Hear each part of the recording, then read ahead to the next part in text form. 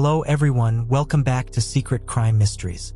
Today I return with a chilling collection of the most unsettling true horror stories ever to surface from the ancient depths of the Appalachian Mountains. In this episode, we'll venture into the heart of America's oldest mountain range with 8 spine-tingling tales of terror that have echoed through these hollows for generations. Each story comes directly from the testimonies of survivors who journeyed into these mist-covered peaks and faced horrors beyond comprehension. These aren't just campfire tales or local myths, but genuine accounts from real people who endured the unimaginable in the isolation of the Appalachian wilderness. From hikers who realized they were being hunted by something far worse than wild animals, to explorers who unearthed secrets buried deep within abandoned mine shafts, to travelers who discovered why locals warn outsiders never to stray from marked trails after dark. To protect the privacy and safety of those courageous enough to share their experiences, some names and locations have been altered, but the horrifying truth of each encounter remains untouched. These mountains have guarded their secrets for centuries, and today you'll understand why some places should remain unexplored. If you're new here, be sure to subscribe to our channel for daily true horror content that will haunt your dreams and make you question what lurks in the dark. Hit the notification bell so you never miss when the ancient shadows of these hills call to you. To be honest, I was immature and reckless, chasing thrills when this took place 5 years back.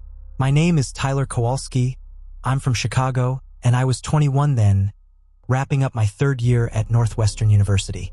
I was majoring in journalism and had this idealized notion of uncovering genuine American tales in spots that visitors overlooked. That spring vacation, rather than heading to Cancun with my frat pals, I chose to embark on a drive across rural Appalachia to document the authentic hill lifestyle persisting in those isolated valleys. I'd learned about the moonshine heritage that apparently continued flourishing in the secluded areas of eastern Kentucky and West Virginia, even though it had been outlawed for almost 100 years. I aimed to discover the genuine article, not the polished souvenir kind available in stores, but true homemade whiskey crafted by clans who'd been brewing corn spirits since prior to the ban era. I thought that gaining entry to that realm and portraying it truthfully would create an excellent feature for the school paper, and perhaps even draw interest from major outlets. I devoted the initial week of my journey cruising through tiny highland villages, chatting with residents at eateries and fuel stops, attempting to gather tips on locating classic bootleggers.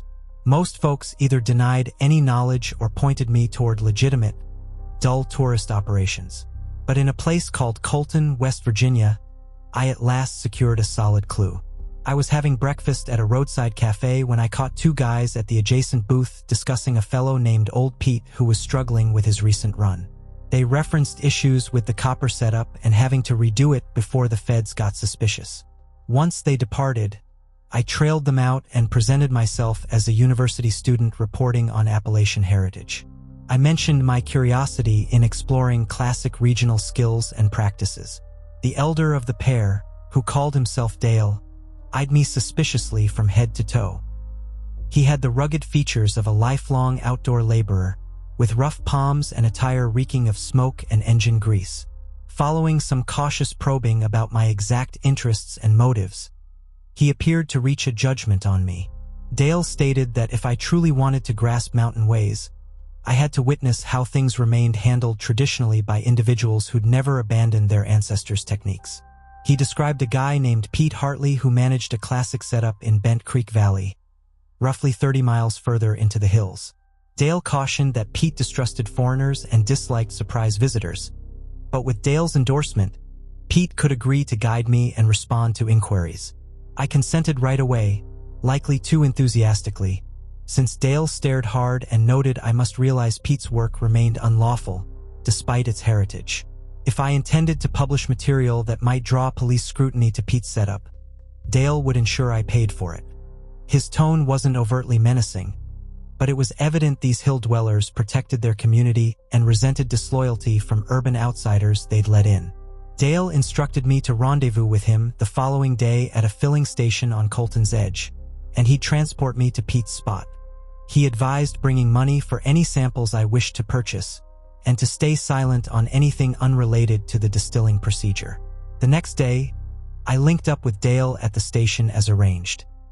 He drove a worn-out pickup that seemed patched with tape and hope, yet the motor hummed steadily and softly. We ventured farther into the highlands than I'd gone previously, tracing ever narrower and bumpier paths that twisted amid thick woods and by deserted mining sites.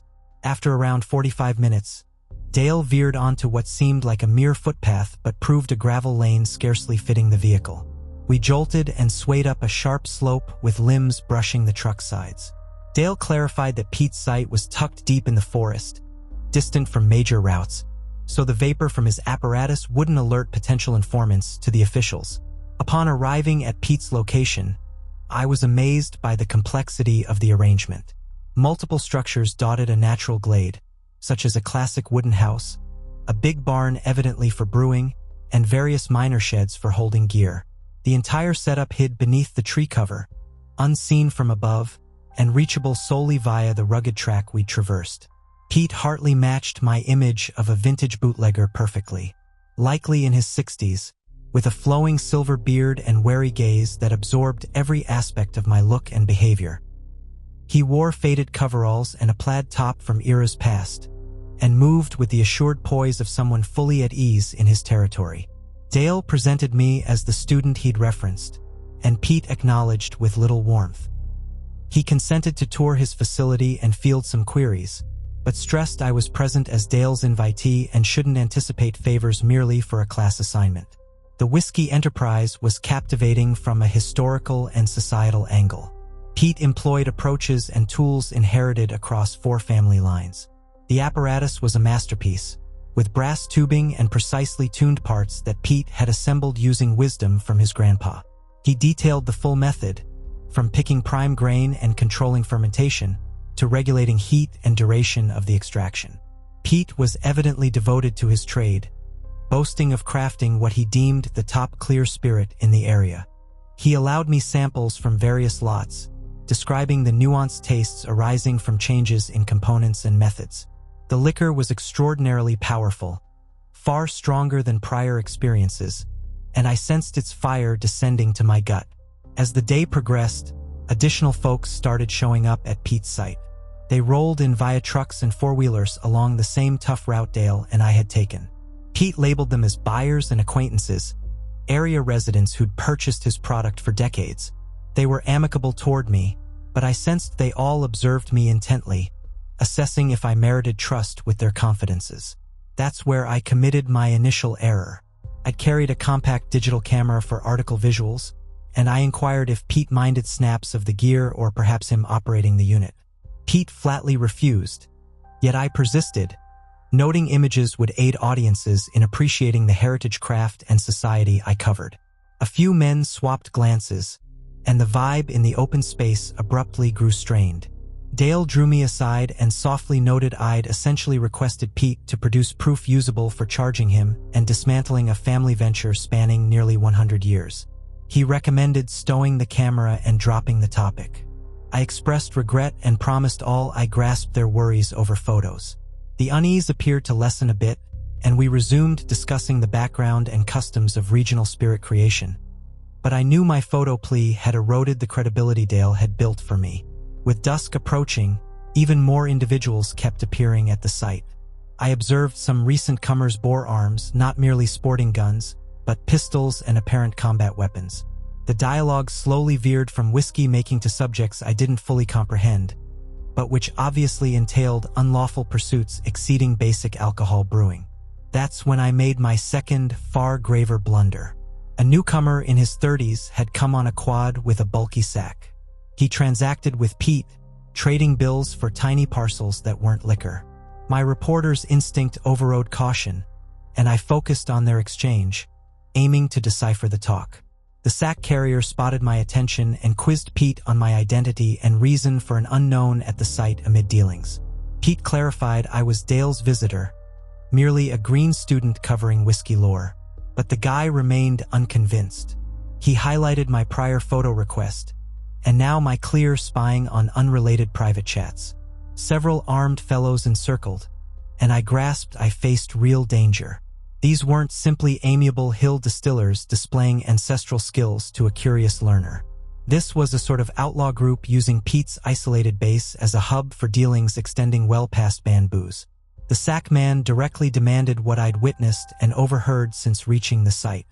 I feigned ignorance, claiming sole focus on whiskey education and ignoring else, but he dismissed it, as did the surrounding men. Dale attempted to back me, calling me a clueless student unaware of his intrusion, but it was too late. The sack man declared inviting an external during transactions posed a major risk, requiring repercussions to prevent repeats. That's when they produced cord and a steel seat, and I understood I'd serve as a warning on fates of those witnessing excess in these hills. Pete seemed truly remorseful for the impending events, yet didn't intervene. Dale merely sighed and recalled his advice to stay quiet on non-whiskey matters. The ensuing hours ranked as my life's scariest, but I endured, and I never penned the piece on classic whiskey heritage in the Appalachian range. Certain narratives aren't worth sharing.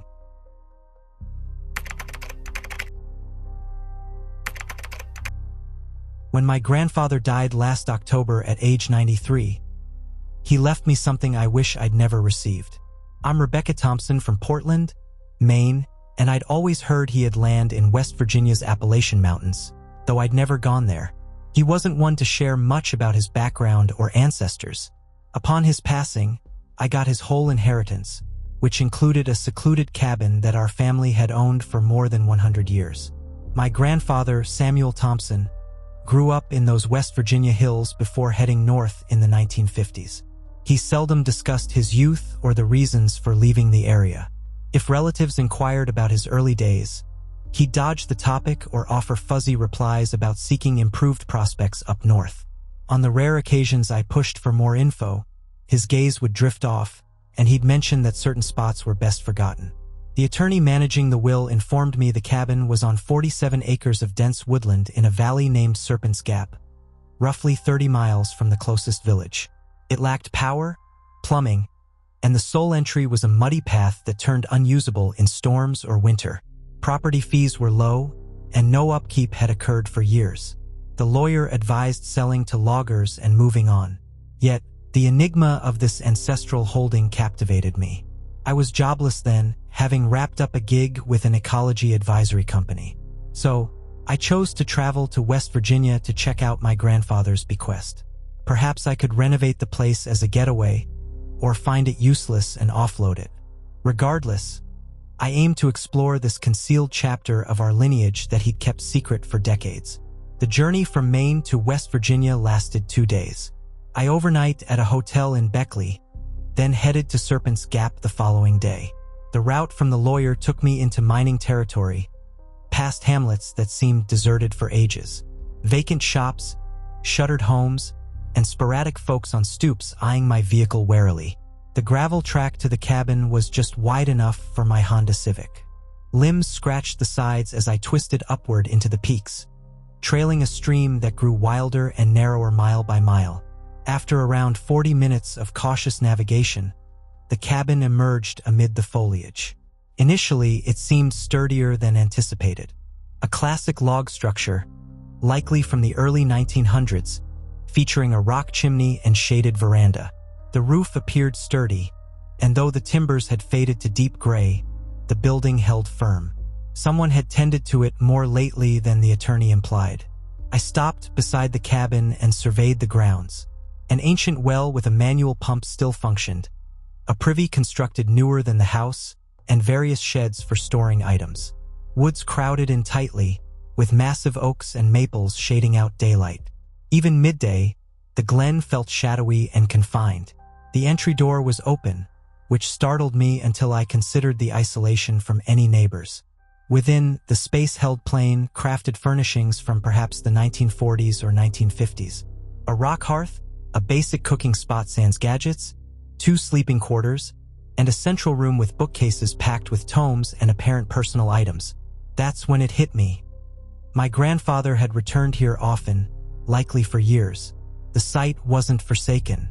Recent items included a battery-operated radio, tins of food expiring recently, and garments in a closet I knew were his.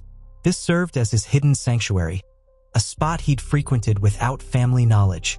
I used the initial day to inspect the cabin and sift through his possessions. Much was ordinary.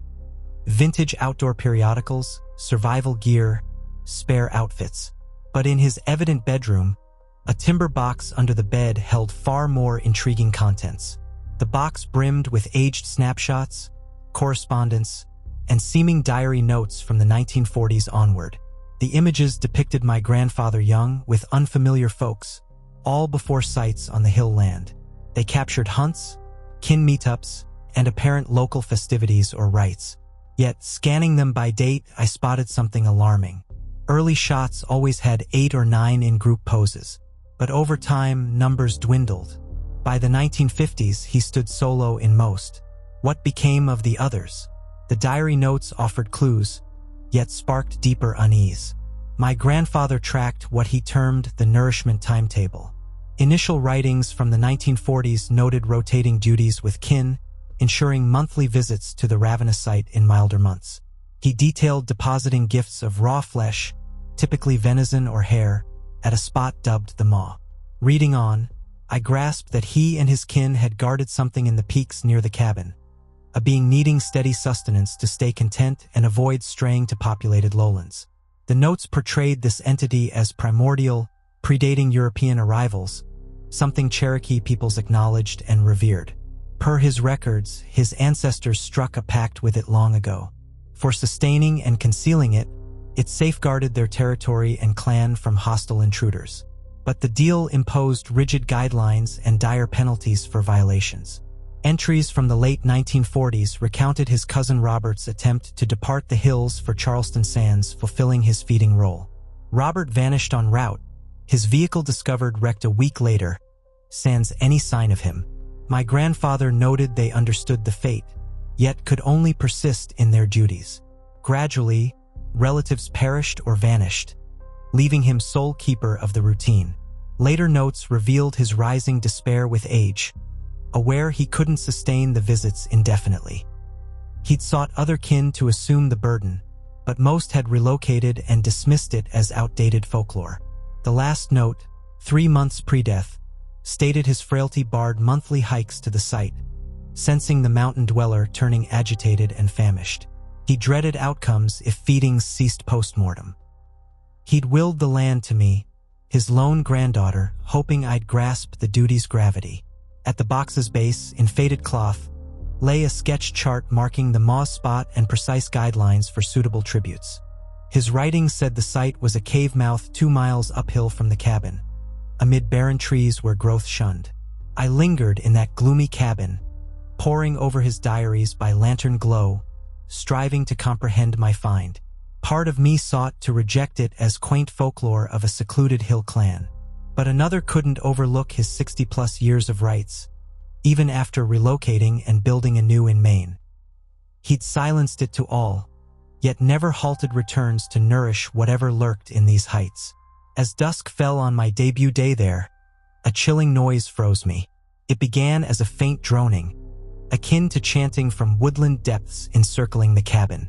Not fully human, yet with purpose, a rhythmic intent implying messaging over mere beast calls. I checked his diary and located a matching description.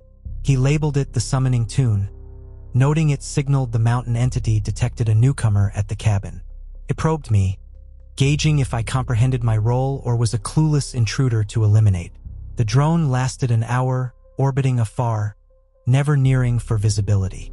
It ebbed eventually, stranding me with the diary and dawning awareness that I'd gained far beyond a cabin and 47 wooded acres. I'd acquired a generational blight, and a starved presence loomed in shadows, awaiting my response.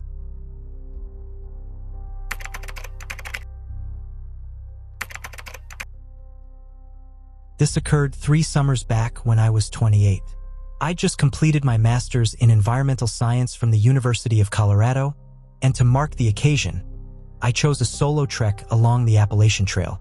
I'm Marcus Rodriguez from Denver, where I tackled many tough paths in the Rockies, so I assumed the softer, undulating peaks of the east would offer a soothing shift. I couldn't have been more mistaken about the perils lurking in those timeless ridges. I began in Virginia, aiming for roughly 50 miles across 5 days in the Blue Ridge Range.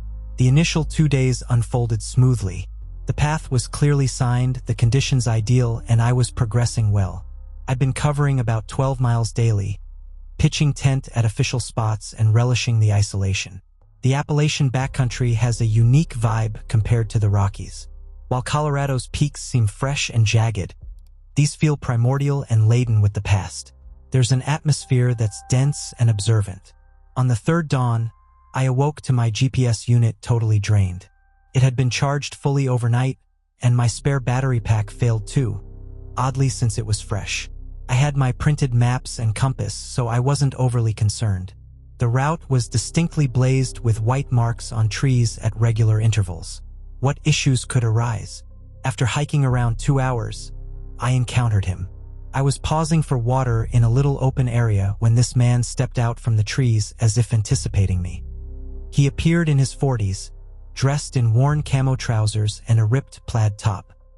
His hair was long and oily, pulled into a ponytail, with a bushy beard untouched for months. His eyes were a faint, diluted blue like a cold sky. "You seem lost, buddy," he remarked, despite me being beside a path sign. I assured him I was okay, merely resting, but he persisted in chatting. He called himself Billy and claimed lifelong residency in these peaks. He knew all the routes, every detour, each secret stream and cavern. His speech was amiable outwardly but oddly off beneath, like a grin without warmth in the gaze. Billy mentioned a superior path over the primary one, shaving off about 8 miles and leading through pristine, scenic sections of the highlands. He noted most trekkers missed the true Appalachian wilds by clinging to popular routes. He offered views of secluded cascades, old indigenous spots, areas where the hill essence endured. All my senses urged rejection. This stranger popped up from nowhere amid vast wilds. He saw I was solo and suggested venturing off-trail where recovery would be impossible if problems hit. Yet he appeared truly eager to impart his mountain lore, and I'd always seen myself as bold and receptive to novelties. In hindsight, his deep familiarity swayed me most. He detailed exact features, named distant summits, and alerted me to a washed-out stretch on the main path from storms. My map confirmed it all. He was evidently a native expert on these lands. Thus, I consented to his alternate route. The opening hour trekking with Billy was enjoyable. He guided me from the chief trail to an overgrown former timber path reclaimed by nature. The way was subtle but traceable, snaking amid thick groves of oak and maple. Billy proved a fine leader, highlighting forageable flora, indicating prints from wildlife like deer and bears, recounting regional tales. He spoke of long-standing hill clans in these valleys, their insular customs and distrust of strangers. He described past coal digs that marred these slopes long ago, with some forsaken tunnels so profound a tossed rock never echoed back. He noted annual disappearances in these heights, often urban types unaware how quickly disorientation struck off marked ways. As we delved farther into the wilds, unease crept in. Over 2 hours passed without sighting promised sites. No falls, no historic places, only repetitive woods. Questioning him, Billy explained a detour due to fresh slides. Then I saw we'd abandoned any path entirely. Billy was merely navigating the forest, dodging trees, scaling and descending slopes aimlessly. Halting to check our spot on my map, Billy chuckled, deeming maps pointless here as storms reshaped the land. That's when I sensed company. Initially, I dismissed it as nerves. Fleeting shadows at edges, twigs cracking afar.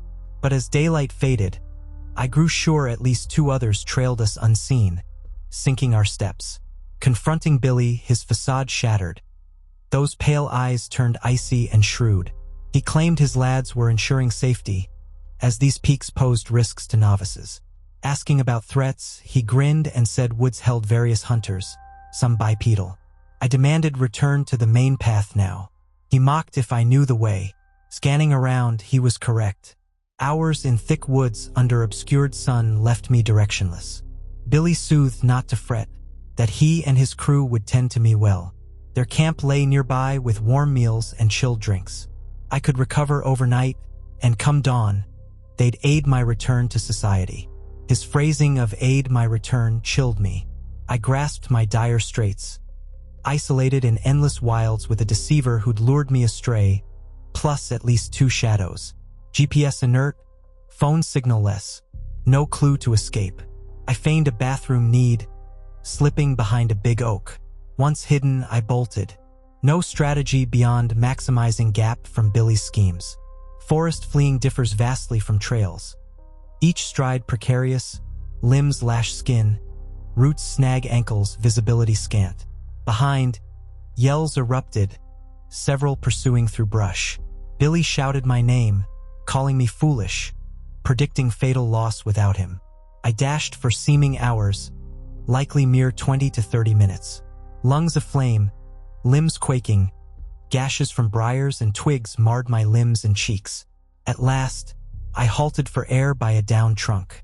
Then came the whistling, not melodic, but shrill like avian signals, issuing from 3+ angles encircling me. Billy's group was signaling, orchestrating a hunt. They mastered these woods, pursuing me as prey. I pushed onward, ascending since maps showed the trail atop ridges. Higher ground might reveal orienting features. As I rose, whistles dimmed but resonated in lower dales. These pursuers persisted relentlessly. Upon capture, their intentions surely spelled doom. Near dusk, I crested a rise and beheld life's finest view. A white blaze on a tree 50 yards off. I'd regained the Appalachian Trail. I lurched to that marker like redemption. Back on path, I resumed running southward, recalling a road junction 5 miles hence. I pressed till full night, flashlight guiding blaze to blaze. Reaching the crossing near midnight, I hailed the first vehicle. The operator, a county deputy, eyed my shredded garb and bloody visage, inquiring events. I relayed everything. His face darkened progressively. He said I wasn't the initial trekker reporting enticement off-trail by helpful residents there. 3 vanishings in 2 years prior, all lone wanderers lost in that Blue Ridge zone. Authorities suspected a band of off-grid men preying on exposed hikers. But the rugged land and immense woods thwarted locating them. I never learned Billy's cruise aims, nor wished to. I do realize I narrowly escaped joining those lost stats in the Appalachians. Solo hikes ceased for me that day, forever. The peaks are stunning, yet conceal threats beyond beasts. Often, the deadliest hunters are those proposing guidance.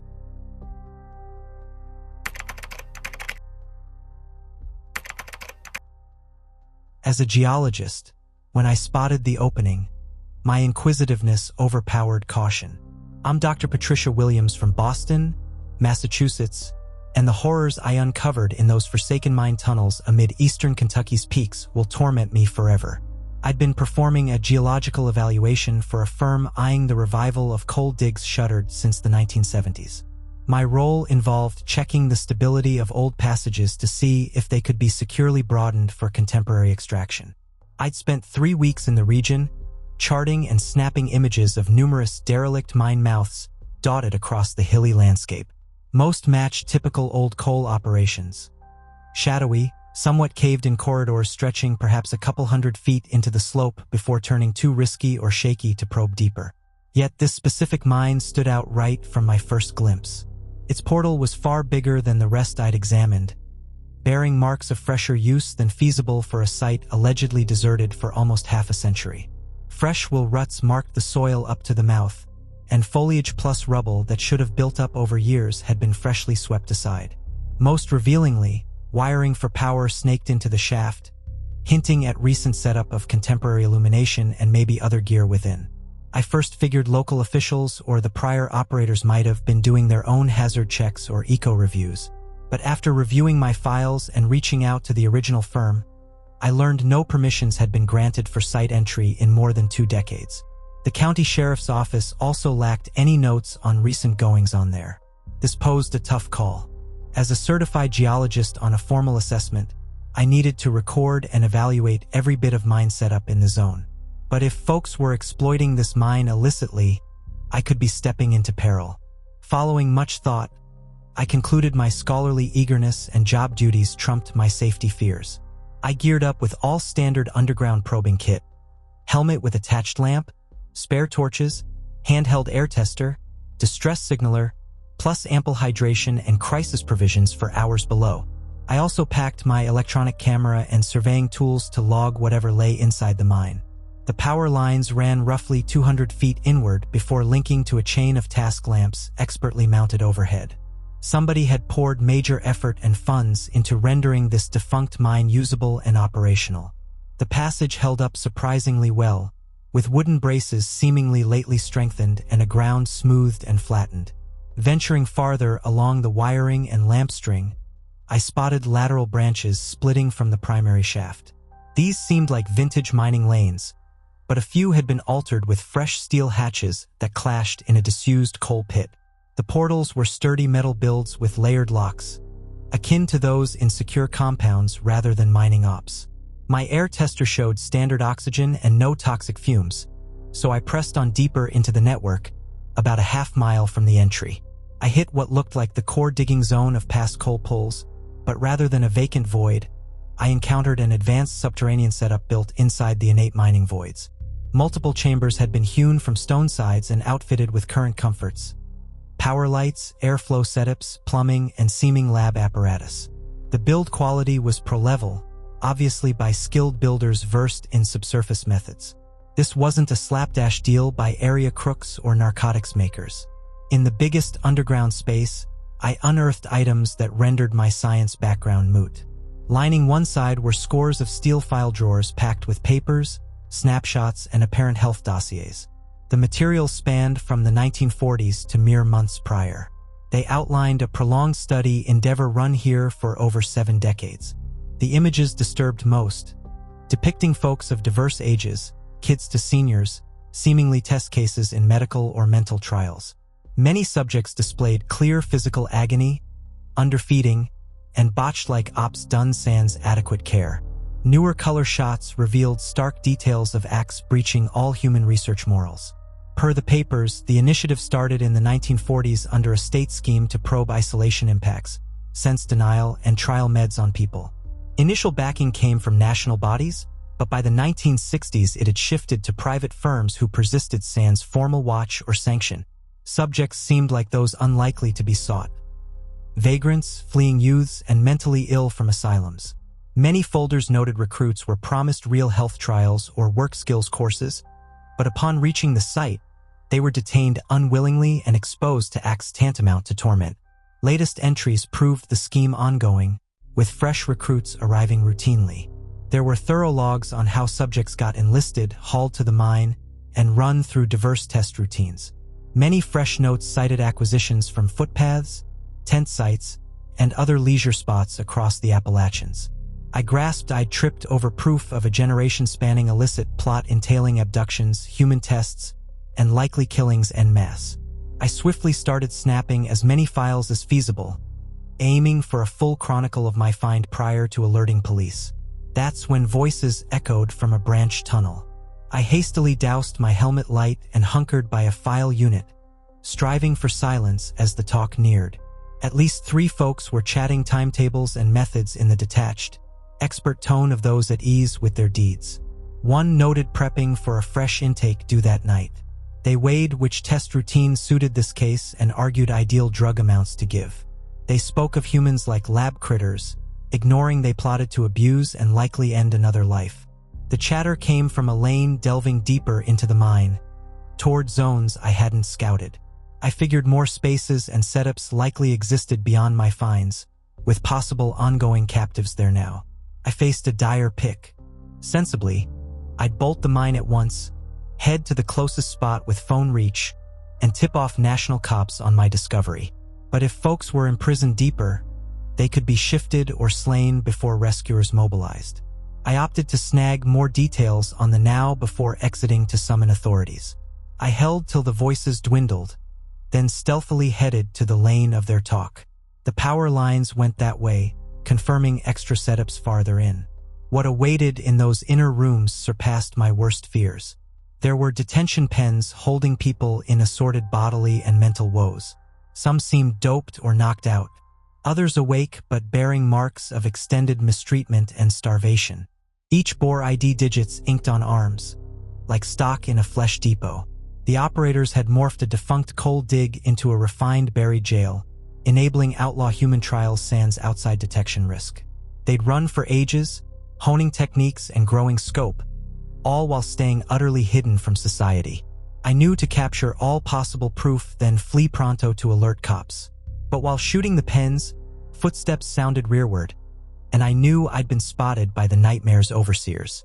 The ensuing moments were my life's scariest, yet I somehow fled the mine and reached my ride. I sped to the FBI hub in Lexington, handing over every photo and record I'd collected. The ensuing federal probe nabbed 12 folks and freed 17 captives from the buried site. But I'm aware my find was merely a tiny piece of a vaster web of ops concealed across the Appalachian's isolated stretches. I possessed GPS, a satellite communicator, and all the cutting-edge tools. None of it helped when I faced something in those peaks that appeared to comprehend and neutralize every gadget I had. I'm Michael Chong from San Francisco, California, and I view myself as a specialist in outdoor endurance and remote terrain guidance. I've dedicated more than 15 years to running survival workshops, evaluating gear, and venturing into North America's most isolated wilds. What unfolded for me in eastern Tennessee's highlands last autumn upended all my beliefs about enduring in today's era. I'd been hired by a leading gear producer to trial their newest advanced survival kit in harsh backcountry settings. The kit featured a top-tier GPS with orbital links, a distress signaler with worldwide tracking, heat-sensing viewer, dark vision lenses, and a space-based messenger able to link to society from Earth's any corner. My task involved 2 solo weeks in the Cherokee National Forest's deepest zone, trialing each item in genuine hardship scenarios and logging its effectiveness for possible defense and public buyers.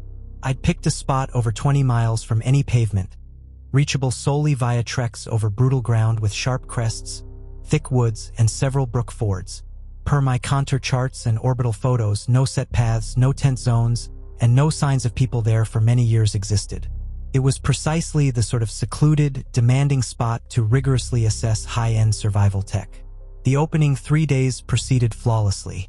I set up a main site in a natural open space by a steady spring, checked the GPS and comms tools, and started noting how various aids performed.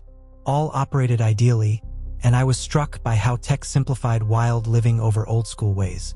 The GPS gave exact position info and showed fine-detail elevation maps on a sharp display. The sat phone kept crisp ties to my California backup crew, letting me send routine updates and gear reviews. The heat viewer and dark lenses enabled smooth movement and foraging even in total blackout. I sensed full mastery over my surroundings and sure I could manage any crisis. That assurance held till the 4th evening when I stirred to discover every electronic item had quit at once. The GPS was lifeless, no screen despite full power I'd verified pre-sleep. The sat phone refused to start, and swapping its battery yielded odd errors absent from any guide I'd read. The heat scope and dark lenses were equally dead, offering just noise or blank views. I first thought of some electromagnetic disruption, maybe from solar flares or defense drills nearby, but inspecting spares like my dial compass and height gauge revealed they too erred in illogical ways. The compass pin whirled erratically, failing to fix on any steady bearing. The height tool fluctuated by vast margins in moments, though my level stayed constant.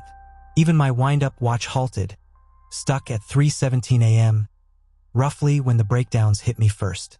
I used the morning debugging the gear issues, testing cells, links, and configs per maker guidelines. No fix worked on the glitches. It felt like an active force was jamming both digital and analog items via means outside any natural event I knew. Sans GPS routing or comms, I was basically marooned in one of the East's most distant, untamed spots.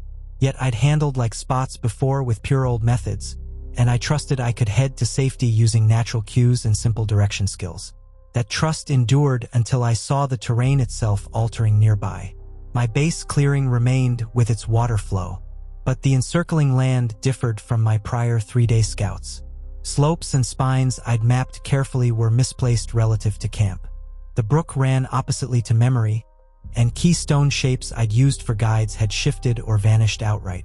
I tried telling myself stress from total gear loss caused confusion, but ascending the nearest high spot for a wider scan, I noted the whole vista was mildly yet surely altered from map expectations. Worse was knowing I was observed. It began as mere instinct, the eerie feel of scrutiny from the bordering trees. But as daylight advanced, I spotted flickers in side views, always peripheral and gone on direct gaze. By dusk, I was positive a hidden pursuer was tracking me while staying concealed and eyeing my moves. Whatever pursued glided through woods soundlessly, never rustling brush or betraying location. But its aura encircled my sight at range, monitoring all. That evening, I aimed to use dark vision gear to spot my tracker. But activating the lenses instead of standard green woods revealed the inexplicable. The scene looked ordinary via the tool, but extra features unseen naturally appeared. I viewed seeming builds in the trees, shape designs, and man-made forms sharing space with flora and stones, yet apart from nature. More alarming were the forms on the dark vision feed. At least 12 human-like outlines roamed the woods by my camp, but not fully human. They were overly lanky, overly slim, and shifted in manners implying non-standard body mechanics. Removing the lenses showed plain woods to bare sight, but redonning them restored the odd builds and forms, seemingly in a reality layer visible only through the tech's-altered circuits. I grasped my advanced kit hadn't just broken from interference or defects. Something had purposefully tweaked the tools to reveal coexisting elements usually hidden from people. The trackers weren't merely observing. They were altering my gear to showcase their superior tech and signal advancement beyond human science. In ensuing days, the gear tweaks grew more refined and obviously deliberate. The GPS started showing spots off any world chart, with chords on distant lands or alien worlds. The sat phone got calls from overlong numbers, relaying voices in non-human tongues. Most chilling was the Heat viewer's display of tracker signatures as intricate shape arrays, not typical life forms. The arrays morphed endlessly, hinting these forms dwelt in realms or matter states human tools barely glimpsed. I tried exiting the zone repeatedly, but each try deepened my confusion. The land kept morphing, with known markers appearing and fading unpredictably. My compass and GPS gave clashing data, at times looping paths, others impossible routes off standard charts. After 7 days stuck in this bizarre realm, I met a being face to face. It neared camp pre-dawn with the smooth, quiet flow I'd seen via dark tech. Nearby, it was plainly non-human, though vaguely person-shaped. Over 7 feet with off proportions that unsettled direct views. The being didn't vocalize, but conveyed I was under evaluation for humankind's preparedness for links to tech and existences past current grasp. My survival kit had been adjusted as test bridges, letting them watch my responses to events defying my reality and tech views. The being signaled my release, but my tools would operate altered henceforth, sporadically revealing the broader existence beside the ordinary. When I reached society after 2 weeks, my California team said my sat phone had sent true positions all along. To them, I just stayed at the planned site with steady check-ins during my mountain time. But my gear still occasionally displays impossibilities. And I now see human tech as vastly cruder than we think. The tempest hit unexpectedly, forcing me to hunt for cover anywhere possible. I'm Jonathan Miller from Seattle, Washington, and the terror I faced in that North Carolina mountain gale will shadow me forever. At 34, I was a freelance shooter focused on scenery and wildlife pics. I'd crossed the nation to snap autumn hues in the Blue Ridge, intending 2 weeks of tenting and trekking in the wildest, most picturesque spots. On my 3rd day, the skies turned savage. I'd been capturing a deserted old farmstead some 8 miles off Blacktop, reached via a bumpy timber track deep in the federal woods. The dawn was crisp and ideal for moody images I'd aimed for, but by midday, black clouds piled fast over western summits. Highland climbs shift swiftly, yet this front seemed especially menacing. The masses were a weird deep emerald I'd never witnessed, racing across heavens at unnatural speeds. In moments, temps plunged 20 degrees or more, winds screeching amid branches like locomotives. I'd meant to return to my tent pre-storm, but soon knew I couldn't. Initial drops fell already, slamming earth and foliage like tiny rounds. Bolts flickered afar, thunder booming so fiercely it rattled the peak. I scanned frantically for refuge and spied a hut half a mile upslope. It was half veiled by trees, but chimney smoke meant occupants who might harbor me till it blew over. I snatched my gear swiftly and dashed for the hut as heavens unleashed the true torrent. The downpour exceeded all I'd known. Not merely dense, but ferocious, blurring vision beyond arm's length. Gusts nearly toppled me, lightning flashing non-stop, morphing gloomy day into a pulsing horror of glare and gloom. Reaching the hut, I was drenched and trembling hard. The building looked older up close, likely from the 1940s or 1950s, with drooping eaves and panes masked by what seemed inner newsprint. Folks were inside, as lantern glow seeped through cracks and smoke persisted amid pelting rain. I hammered the entry, yelling I was a trekker trapped in the squall needing haven. For an endless beat, silence reigned. I feared the gale drowned my pleas. Then steps sounded within, door swinging to show a lady in her 50s with silver-flecked long locks and gaze overly vivid in the lamp's shine. She eyed me top to bottom wordlessly, noting my sodden garb and pricey lenses.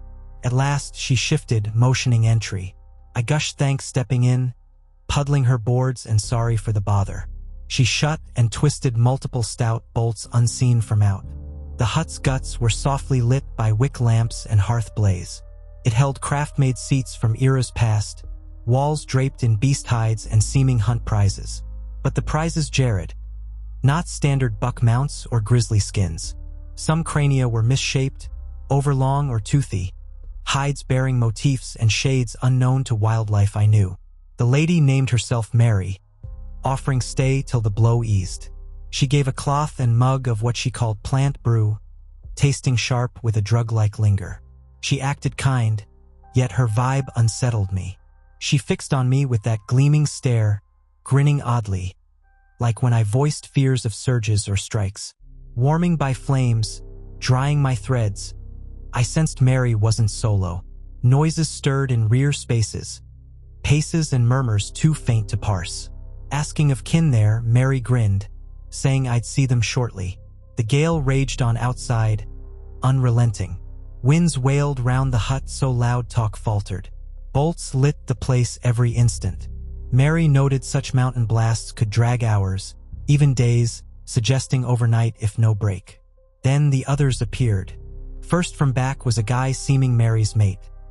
Lanky and hollow, with greasy weeks unwashed mane, attire blotched by unidentified grime. He shuffled oddly, his gaze matching Mary's eerie shine.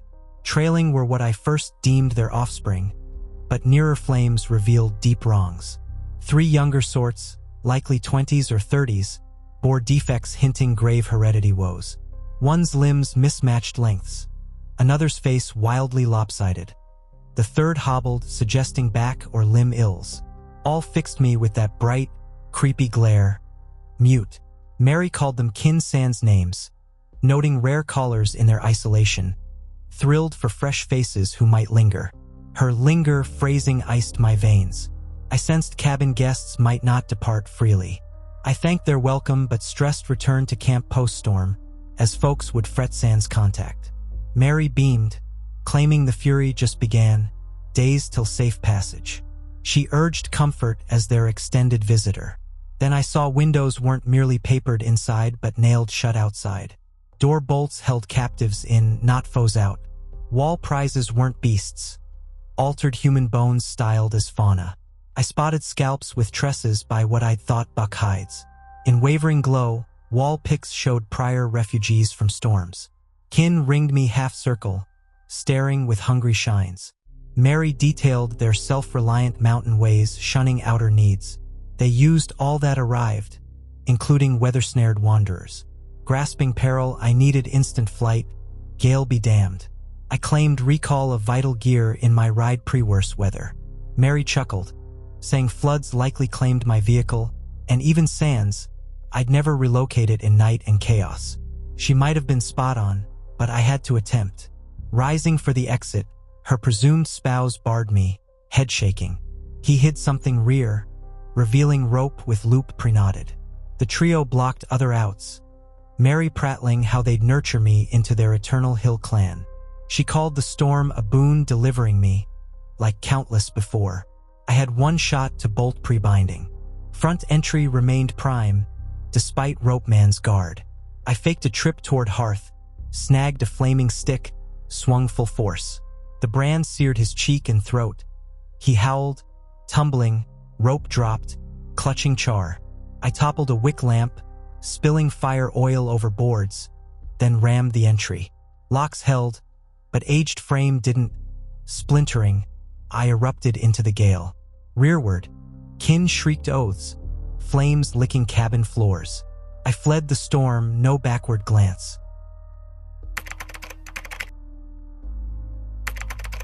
My name is Julian Crow. I am an architect from Seattle, Washington, and the event I am about to recount occurred 18 months ago in the deep, silent valleys of the North Cascades. I am a man who deals in blueprints and load-bearing calculations, in the clean, unassailable logic of physics and geometry. What I experienced in those mountains, however, has fundamentally broken my understanding of what is possible, leaving me with only splinters of memory and a dread that has settled deep in my bones. It was a period of profound stagnation in my life. My father had passed away 6 months prior, and the inheritance, a modest sum, had left me untethered.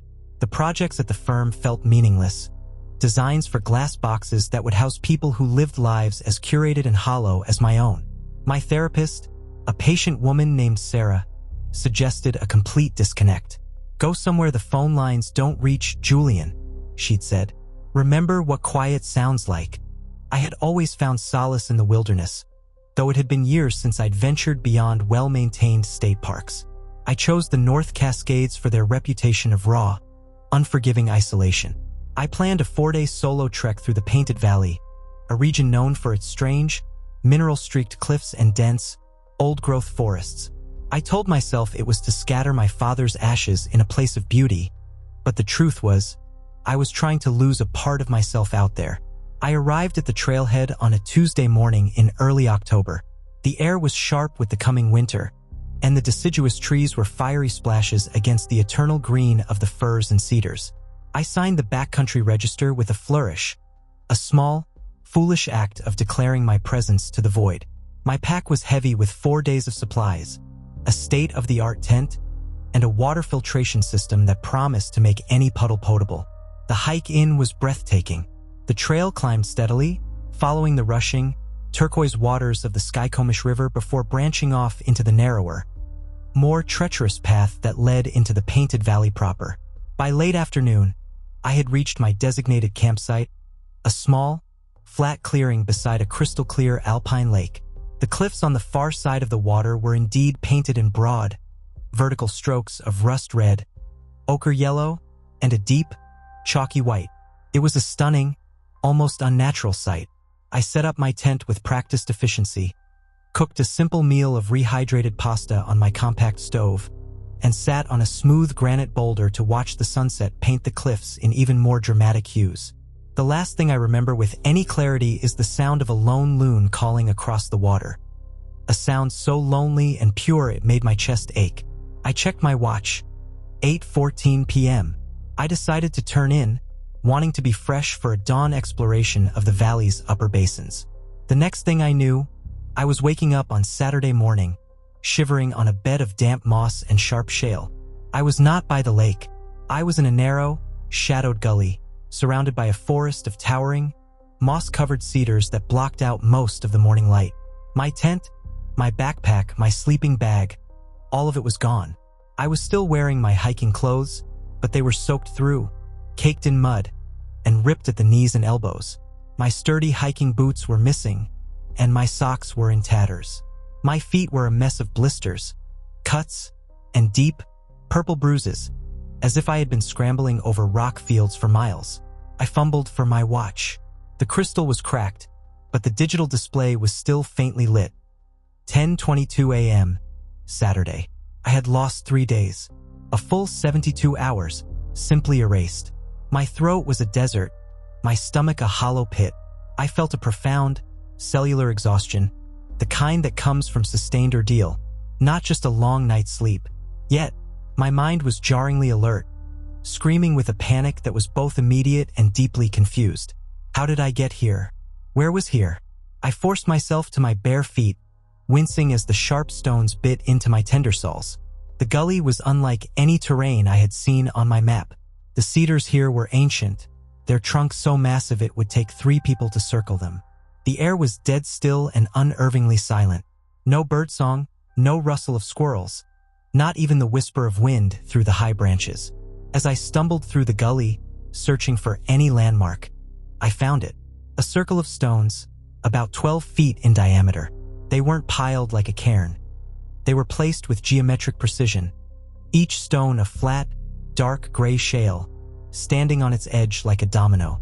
In the center of the circle, the moss and vegetation were gone, replaced by a patch of hard, blackened earth that looked as if it had been scorched by a tremendous heat. The soil was brittle and crunched under my weight, releasing a faint, acrid odor that reminded me of ozone and burnt hair. Carved into the trunk of the largest cedar at the edge of the stone circle were symbols. They were not any language or runic system I recognized. They were fluid, interlocking patterns, like the convolutions of a brain or the strange, beautiful shapes of cellular mitosis. The carvings were deep and precise, cut with a tool far sharper than any rock. They looked old, the edges softened by time and lichen, yet the wood within the grooves was a startling, fresh amber color, as if the tree was still trying to heal a wound inflicted centuries ago. For over an hour, I limped in expanding circles, my desperation growing. There was no sign of my gear. It was as if the forest had swallowed every trace of my modern existence. My attempts at orienteering were futile. The sun's position, glimpsed through the thick canopy, seemed to be in the wrong part of the sky. The lay of the land, the direction of the water flow in a small stream I found, none of it matched the topographical map I had memorized. It was as if I had been dropped into a different range of mountains entirely. The silence was the worst of it. It was a heavy, palpable thing, a vacuum that seemed to suck the sound from my very footsteps. I started talking to myself, just to hear a human voice, but my words fell flat and died almost the instant they left my lips. As dusk began to bleed the last of the color from the sky, I broke through a thicket of young firs and saw a flicker of orange. A campfire. Relief, so potent it made me dizzy, washed over me. I stumbled towards it, calling out a hoarse, "Hello? Can you help me?" The man sitting by the fire was old, his face a roadmap of wrinkles carved by decades of sun and mountain wind. He wore the distinctive green and gray uniform of a National Forest Service ranger. He didn't seem startled by my sudden, bedraggled appearance. He simply looked up, his eyes, pale and sharp in the firelight, taking in my bare feet, my torn clothes, my wild expression. "Julian Crow," he stated. It wasn't a question. I stopped dead, my relief instantly freezing into a new kind of fear.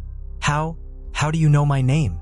"Been looking for you since Wednesday," he said, his voice a low gravel. "Name's Elias Vance. You failed to check out at the Ross Lake station. Your car's been sitting at the Diablo Gate trailhead for 4 days." He gestured to a log opposite him. "Sit down. You look like hell." Ranger Vance radioed his position, his transmission crackling with static in the oppressive silence. While we waited for the extraction team, he told me they had found my campsite by the lake 2 days prior. My tent was still standing, my pack inside, all my food and supplies untouched. There was no sign of a struggle, no animal activity. It was, he said, as if I had simply stood up from my rock, walked away into the night, and kept walking for 3 days. The ride out of the mountains was a blur of jeep trails and harsh floodlights. At the ranger station, I was met by a deputy sheriff and a paramedic. I repeated my story, the only story I had. I set up camp, I watched the sunset, I woke up in a gully 3 days later. I told them about the stone circle, the carvings, the dead silence. The deputy took notes, his expression neutral, but I saw the look he exchanged with Ranger Vance. It was a look of polite, professional skepticism. The medical examination at the clinic in concrete was more revealing and more disturbing than any questioning. The cuts and blisters on my feet were consistent with prolonged barefoot travel, but there were other marks. On the inside of my left elbow was a perfect, tiny puncture wound, surrounded by a faint yellow bruise, the unmistakable sign of a recent injection. On my right bicep was another, similar mark.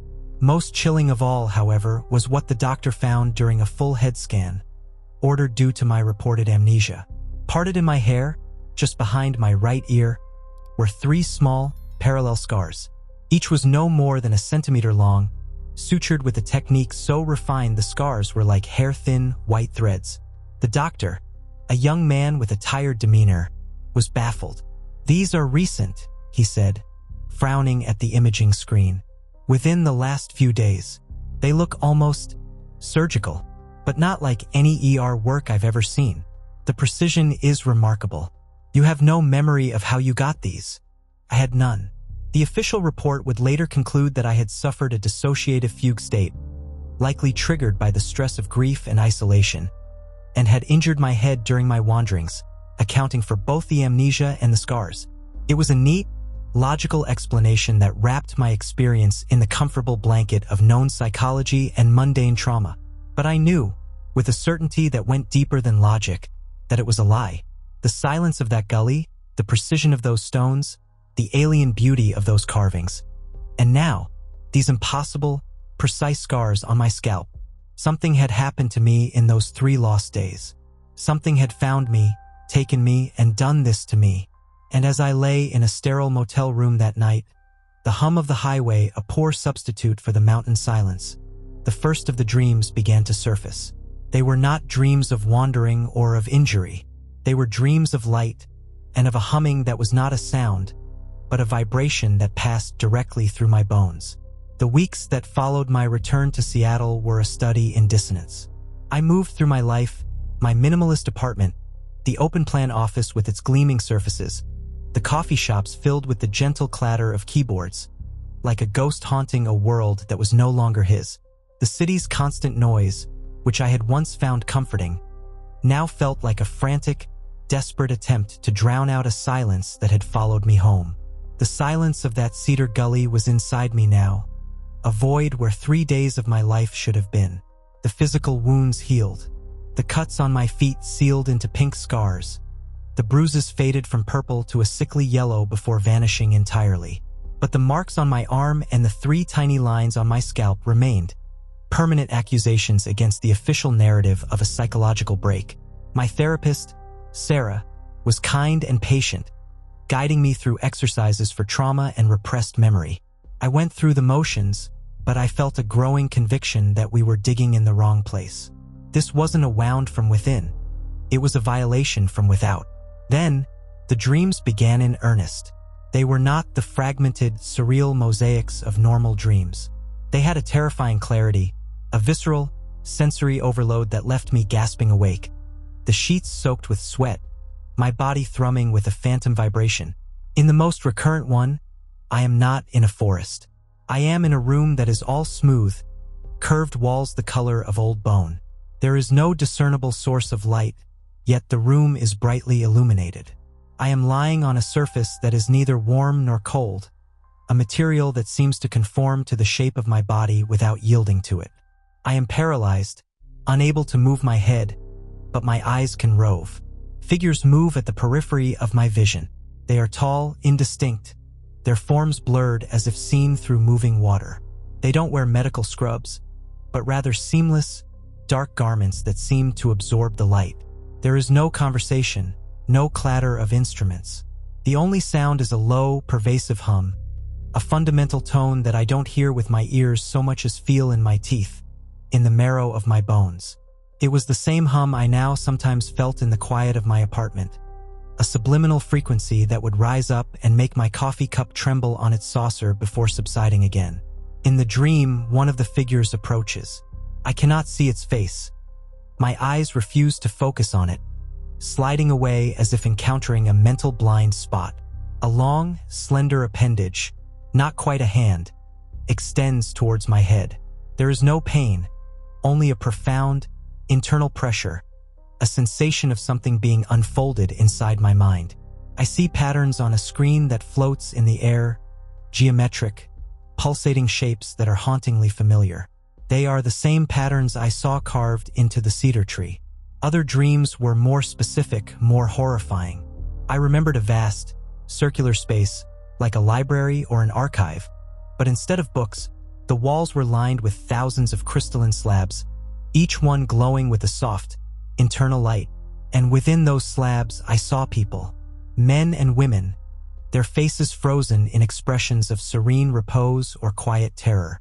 I saw a woman with long, blonde hair, a missing person from Idaho I would later recognize from a newspaper archive. I saw a man with a thick, red beard. I saw them, and I knew, with a certainty that chilled my soul, that they were not dead. They were stored. I remembered being led, compliant and empty, through tunnels that were not dug but grown. Their walls a lattice of intertwined roots and polished stone that pulsed with a faint, bioluminescent glow. The air was cool and carried the scent of damp earth and that same ozone smell from the scorched circle. Most of all, I remembered the purpose, not in words, but as a concept implanted directly into my consciousness. Assessment, cataloging, integration.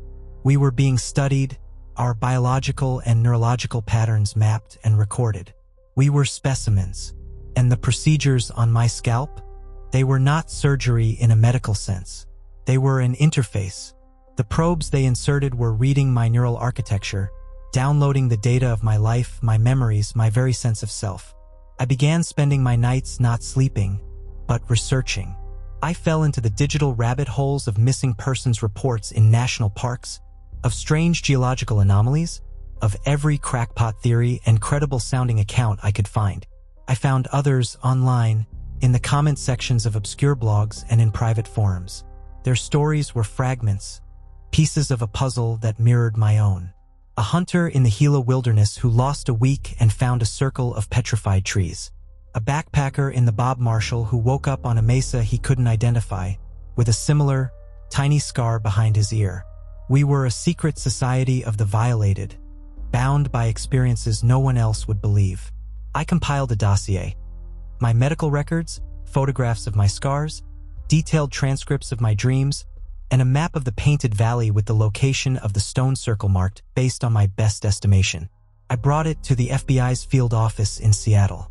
The agent who met with me, a man in his 40s with a tired, professional demeanor, listened politely for 20 minutes. He flipped through the pages, his expression unchanging.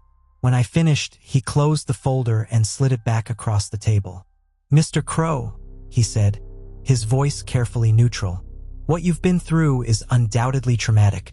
The human mind, under duress, can create incredibly complex narratives to explain events that are too difficult to process. A fugue state, combined with a fall and exposure, can account for the physical evidence. There are no known facilities, military or otherwise, in that region. The topography is too severe, the oversight too complete.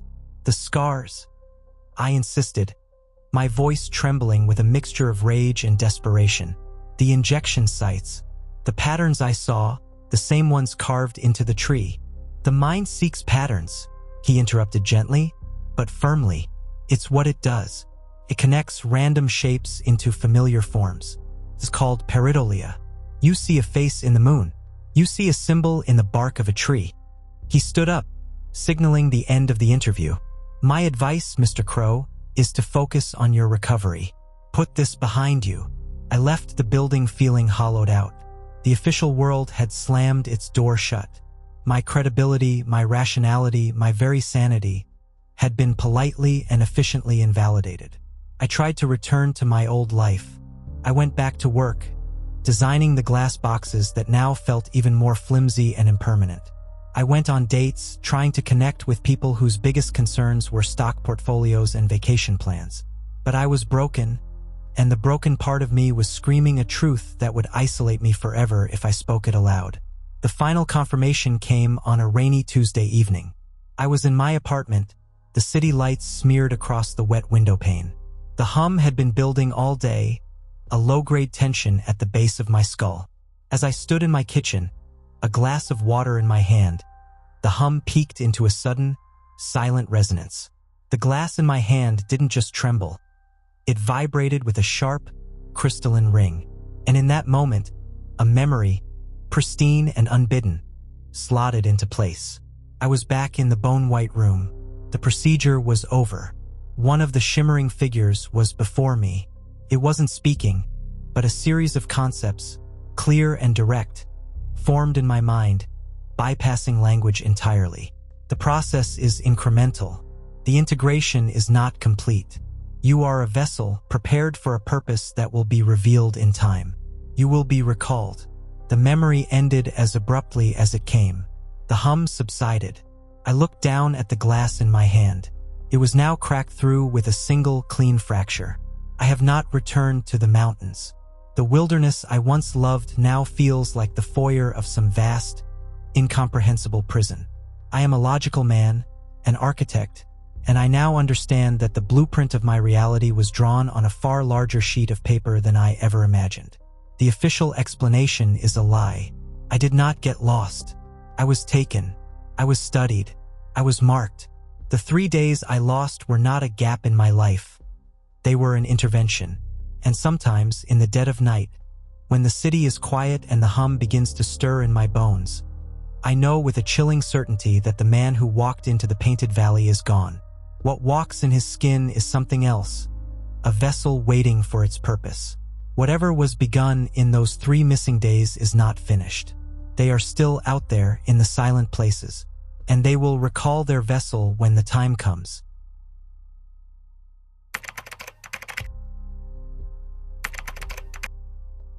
Growing up, my grandfather's stories were the backdrop of my Louisiana childhood. Tales spun from the foggy bayous and the old, whispering cypress trees. I thought they were just stories, colorful scraps of folklore passed down to entertain a wide-eyed boy. My name is Julian Thibodeau. I am from the humid, jazz-soaked heart of New Orleans. And what I witnessed 2 years ago in the silent, moss-draped waterways of Terrebonne Parish proved that some legends are not just stories. They are warnings. My grandfather, Peeper Jean, was a trapper and fisherman born and raised in the bayous before moving to the city for work in the 1960s. He used to tell me stories about something he called the Whistler of the Whiskey Wood. According to Peeper, the Whistler was not a man, but a presence as old as the mud and the mangroves, a spirit of the lost waterways that took the form of a lean, weathered figure in tattered, turn-of-the-century trapper's clothes. He never spoke, only whistled. And oh, that whistle! Peeper said it was the most enchanting, sorrowful sound a human soul could ever hear, a melody that wove through the still air like smoke. It wasn't made by any human lips. It was the sound of the bayou itself given voice. But to follow that sound, he warned, was to invite ruin. It would lead you off the known channels, deep into the trackless, sucking marshes where the water didn't follow the maps, and your soul would forget its way home long before your body did. He told me his own uncle had encountered the Whistler in the autumn of 1938 while checking his traplines deep in the Whiskey Wood.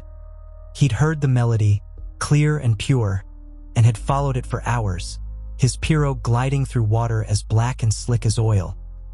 He only snapped out of his trance as the sun began to set, finding himself in a part of the swamp he'd never seen, surrounded by cypress knees that looked like grasping, bony fingers.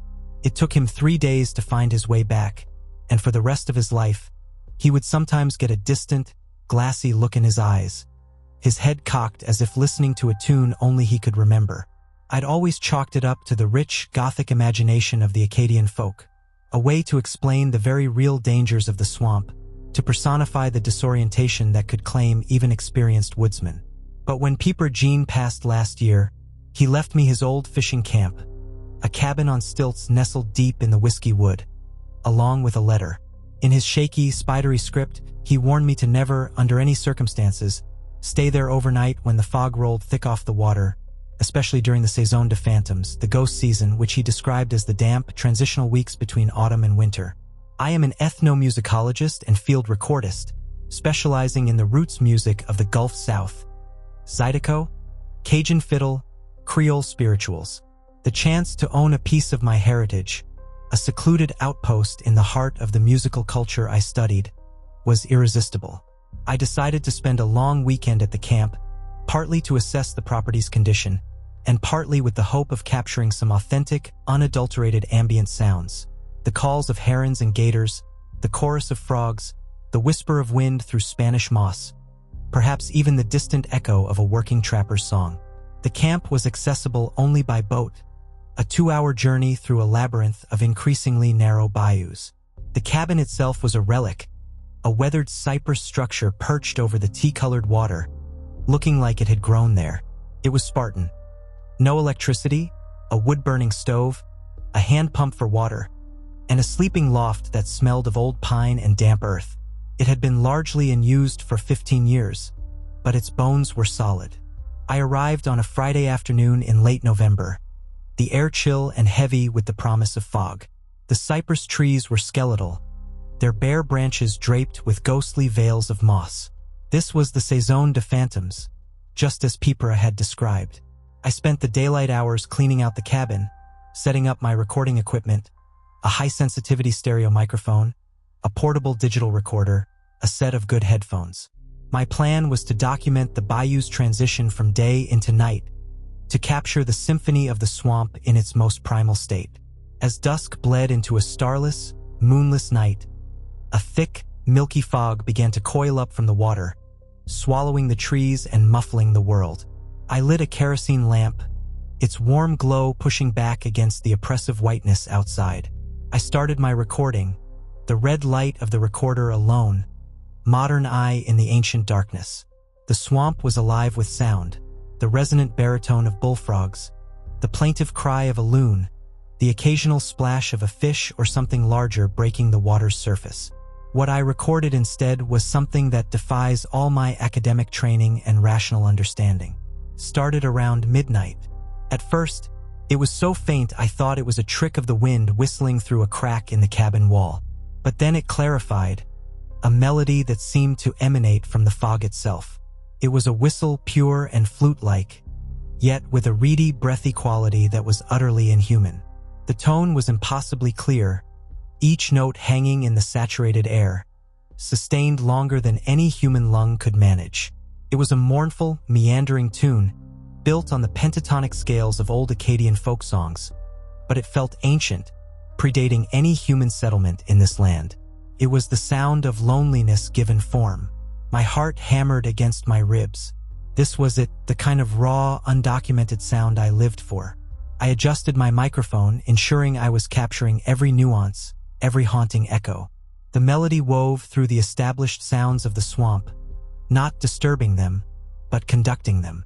The frogs seemed to croak in time, the water to lap at the pilings in rhythm. It was a masterwork of environmental sound, a composition written by the swamp itself. As I listened, mesmerized, I began to recognize fragments of melodies Pipera had hummed while fixing his nets. A line from Jolie Blonde, a phrase from a lost trapper's ballad. But this was those fragments twisted, expanded, and woven into a new, epic narrative that spoke of lost loves, sunken graves, and the slow, patient hunger of the marsh. The music continued for what felt like an hour, and I was lost in it, my academic detachment completely stripped away. I was just a man, listening to a siren song in the fog. That's when I realized it was no longer distant. The whistling was now close, just outside the cabin walls. I could hear a soft, sloshing sound, the gentle displacement of water, as if someone were wading slowly through the swamp, circling my stilted sanctuary. The whistle was now so immediate it felt like the source was right on my porch. The melody shifted, becoming more complex, more insistent, with intricate runs and trills that seemed physically impossible. It was hypnotic, a musical vortex that pulled at my consciousness, making it difficult to form a coherent thought beyond the need to listen. I grabbed my high-powered flashlight, my hands trembling, and stepped out onto the narrow porch. The beam of light was swallowed by the fog, reflecting back at me in a blinding wall of white. There was no one there. The water below was still, showing no ripples of passage. Yet the whistling continued, now seeming to come from all directions at once, the fog acting as a perfect sonic diffuser. I remembered Pipera's story about his uncle, about following the sound until he was lost. A cold dread, separate from the chill of the night, seeped into my bones. I fought the urge to climb down into my pirogue and search for the source. With a force of will I didn't know I possessed, I retreated back into the cabin and slammed the door shut. But the music only grew louder, more enveloping. It was in the room with me, the melody coiling around the kerosene lamp's glow, seeping into the very wood of the walls. I felt a primal urge to flee, to run not from, but toward the sound, to immerse myself in it completely. I found myself opening the door again, stepping back onto the porch, peering into the impenetrable fog. That was when I saw him, or it, 30 yards out, where the water channel met the thicker woods. A figure stood half submerged in the black water. He was tall and gaunt, his form blurred by the fog, dressed in what looked like tattered, turn-of-the-century trapper's garb. A heavy, waterlogged coat, dark trousers. No hat. His face was in shadow, but I could see the pale, sharp line of his profile. His chest was still, showing no sign of breathing, yet the unearthly whistle poured forth, clear and resonant. In his hand, he held not a fiddle, but a long, pale, polished object that caught the feeble light. It looked like a human femur, carved with holes and held to his lips. The whistle was coming from that grotesque instrument. He was looking directly at me. I felt the weight of that gaze, ancient and empty. As I stood, paralyzed by fear and fascination, he slowly turned and began to wade away, deeper into the swamp, the melody never faltering. I felt an overwhelming, visceral pull to follow, to wade into the water after him, to let the melody lead me wherever it would go. It was the sound of my own recorder, still playing back the live feed through my headphones, that snapped me out of it. The sound of my own frantic breathing, amplified and close, was a shocking contrast to the ethereal whistle. I stumbled back inside, my heart trying to beat its way out of my chest. I knew I had to leave. Immediately, I packed my gear with frantic, clumsy hands, my ears still ringing with the fading melody. Just before I shoved my recorder into my bag, I played back a section of the recording from its peak intensity. The whistle was there, captured in perfect, terrifying digital clarity. But beneath it, layered into the fabric of the music, was something else I hadn't perceived in the moment. A chorus of soft, bubbling sighs, like dozens of voices trying to form words from under the water. And among them, clear as day, I heard the wet, labored breathing of my peeper Jean, who had died peacefully in his sleep a year before, 1,000 miles from this swamp. I fled into the fog that night, navigating the treacherous bayous by memory and a desperate primal fear, the echo of that whistle seeming to chase me all the way back to the world of paved roads and electric lights. I still have the recordings. They are the crown jewel of my career, a sonic artifact of unimaginable value and profundity, and I will never, ever listen to them again. Some melodies are not meant to be remembered, only feared, and some family secrets are meant to stay at the bottom of the swamp. The 2-hour boat ride back to civilization was a blur of primal fear and disorienting fog. The melody was a phantom in my head, its intricate patterns replaying against my will. Every drip of water from my paddle, every croak from the unseen bank, felt like a mocking echo of that unearthly whistle. I wasn't a rational ethnomusicologist anymore. I was my grandfather's terrified grandson, fleeing a folktale that had breathed its cold breath down my neck. I made it to my truck as the first gray light of dawn bled into the sky, the fog finally beginning to burn off. I drove straight back to my apartment in New Orleans, the humid, familiar city air feeling alien and thin. For days, I moved through my life like a ghost. The sounds of the city, the rumble of streetcars, the blare of brass bands, the constant human chatter were an assault. They were loud, but they were shallow. They lacked the profound, terrifying depth of the silence in the whiskey wood, a silence that had been a canvas for that single, perfect, monstrous sound. I tried to bury myself in work, in other projects, digitizing old Creole field recordings, writing a paper on the influence of West African rhythms on early jazz. But my focus was shattered.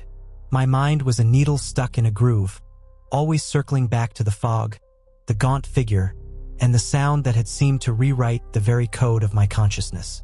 The memory of the recording was a splinter in my soul. I had captured it. The whistler's song, the bubbling chorus, my dead grandfather's breath. It was all trapped on a solid-state drive in my fireproof lockbox. It was the find of a lifetime, a discovery that could redefine the understanding of Akkadian folklore and paranormal audio phenomena, could make my career or break my sanity. I had vowed never to listen to it again, but the professional in me, the obsessive collector, began to rationalize. Just a quick, analytical listen, the voice in my head whispered. In the cold light of day with proper monitoring equipment. You were terrified, sleep-deprived. There must be a logical explanation, a rare atmospheric phenomenon, an elaborate hoax by a local. The excuses were flimsy, but my curiosity was a powerful, corrosive force. A week after my return, I broke. It was a rainy Tuesday afternoon. I set up my studio monitors in my sound-treated home studio, a space designed for critical listening. The room was a bastion of modernity and reason, a world away from the primeval swamp. I poured a finger of whiskey, not for courage, but for ritual. My hand trembled as I inserted the memory card into the reader and loaded the file into my editing software. The visual waveform appeared on the screen, a terrifying sight. For the first 45 minutes, it was a normal, healthy landscape of ambient sound. The gentle lapping of water, the chorus of frogs and insects, the occasional bird call. Then, a single, pure sine wave emerged from the chaos so clean and precise it looked digitally manufactured. The whistler's melody began. Hearing it again in the sterile safety of my studio was a different kind of violation. It was no less beautiful, no less haunting. But stripped of the context of the fog and the fear, its unnatural qualities became even more apparent. The sustain on the notes was impossibly long. The transitions between pitches were seamless, gliding in a way no human mouth or instrument could achieve. I isolated a section, applying spectral analysis. The harmonic structure was bizarre, containing resonant frequencies that shouldn't exist in nature, patterns that looked more like fractal geometry than musical notation. And then I found the voices. I had to boost the gain and apply a narrow EQ band to hear them clearly. They were there just as I remembered, but now I could discern more. Dozens of them, maybe hundreds, a faint, layered chorus whispering, sighing, and yes, singing along with the melody. They weren't singing words, but phonemes, fragments of Cajun French and Old English ballads, all blurred together by the water, a symphony of the drowned. My skin prickled with a cold sweat, and then I found him. It was during the crescendo just before I had seen the figure. I isolated a 2-second segment and looped it. There it was, unmistakable. A wet, rhythmic, rattling inhalation and exhalation. It was the sound of a man with fluid in his lungs, the sound of a death rattle. I knew that sound. I had sat by Peeper Jean's bedside in his final days, listening to his strong frame struggle for each breath before the end. This was that same sound, captured in high fidelity on my recording, a year after he had been buried in St. Louis Cemetery No. 2. A logical part of my brain screamed pareidolia, the tendency to find familiar patterns in random noise. But my heart, my gut, my very bones knew the truth. This was no trick of the mind. The whistler didn't just lead people to drown in the swamp. He collected their sounds, their voices, their final breaths, and wove them into his eternal, damning melody. I should have deleted the file then. I should have destroyed the memory card, thrown my recorder into the Mississippi, and tried to forget. But I didn't. The academic, the archivist, couldn't bring himself to do it. This was evidence. This was truth. A terrible, dangerous truth, but truth nonetheless. I made a copy, encrypted it, and stored it in a separate cloud vault. I told myself it was for preservation, a secret to be kept until I understood it, or until I was brave enough to face it again. Months passed. The sharp edge of the terror dulled, replaced by a low-grade, constant anxiety. I started dreaming of the swamp, not of the whistler, but of being lost, of wading through endless, knee-deep black water, the voices in the recording whispering just below the surface. I became withdrawn, irritable. The music I had once loved now felt hollow and meaningless. It was this deepening sense of dislocation that led me to do the one thing I knew I shouldn't. I had to talk to someone who might understand.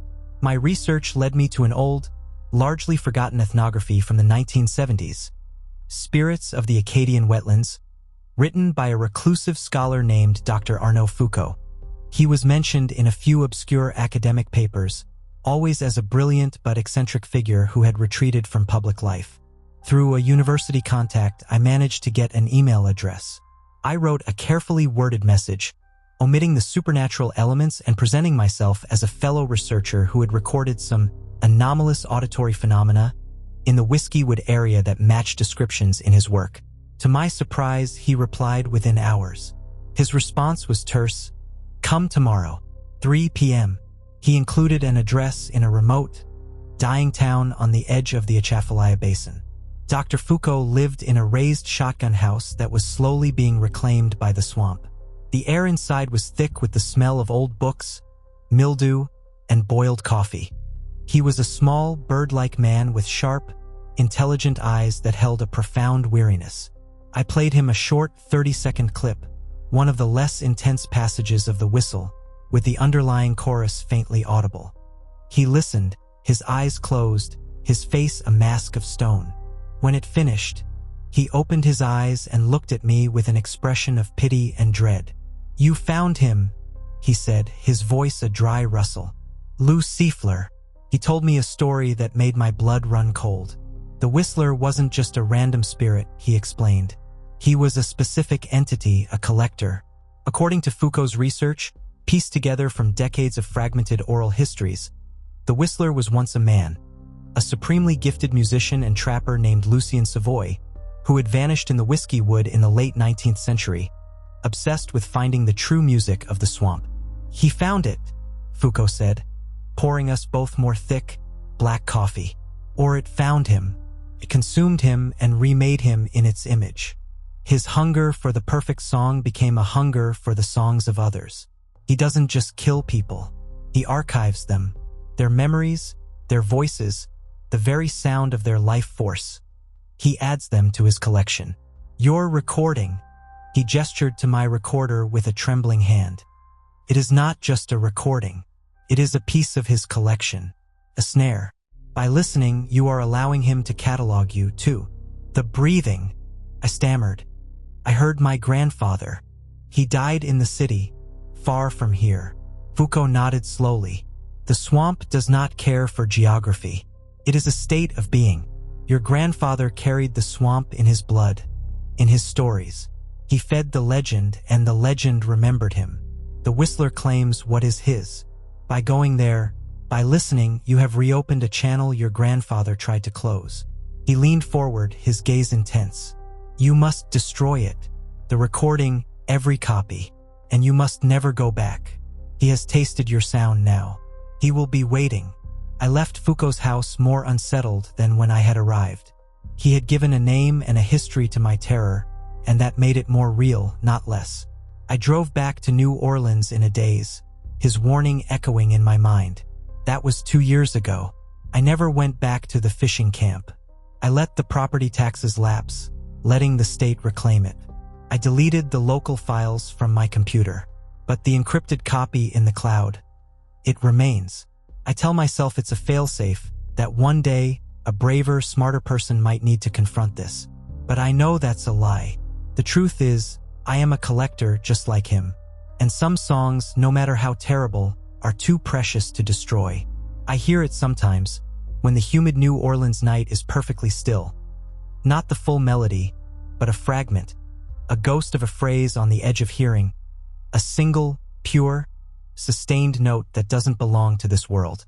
And sometimes, in my dreams, I'm not lost in the swamp. I'm standing in the black water. The femur flute is at my own lips, and the most beautiful, heartbreaking melody is pouring out of me, adding my own song to the eternal, drowning chorus.